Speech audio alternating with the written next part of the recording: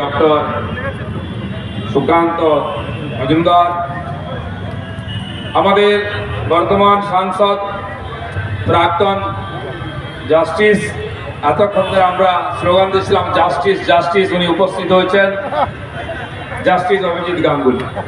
তিনিও উপস্থিত আছেন, যিনি এতদিন হাইকোর্টের আসন থেকে আন্দোলন করেছেন, লড়াই করেছেন, এখন আমাদের সঙ্গে এসে অবস্থানে সেই লড়াইতে অংশগ্রহণ করেছেন।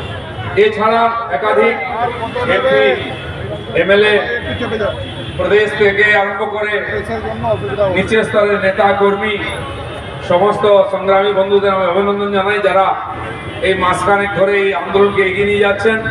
এবং আমার সামনে উপস্থিত জাগ্রত সংগ্রামী জনতা, যারা লাগাতার আমাদের উৎসাহ জগিয়ে যাচ্ছেন যাতে অন্যায়ের প্রতিবাদ আমরা করতে পারি।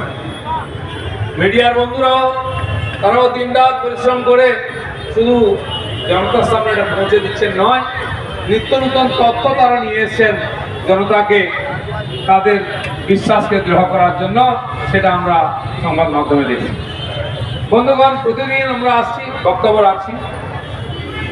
আমরা রাজনৈতিক পার্টি হিসাবে রাজনৈতিকভাবে আন্দোলনকে এগিয়ে নিয়ে যাচ্ছি, কিন্তু সমাজের সর্বস্তরে আছে বলতে গেলে, কম হোক বেশি হোক, কোনো স্তর বাকি নাই, কোনো ক্ষেত্র বাকি নাই যেখানে আন্দোলনের ঢেউ পৌঁছয়নি।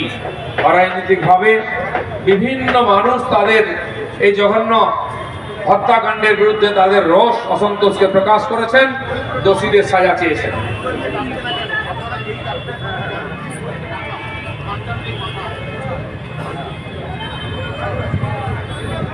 তাই বন্ধুগণ, এই যে আন্দোলন, মমতা ব্যানার্জি যতই চান আন্দোলন কমজোর হোক, বন্ধ হোক, হবে না।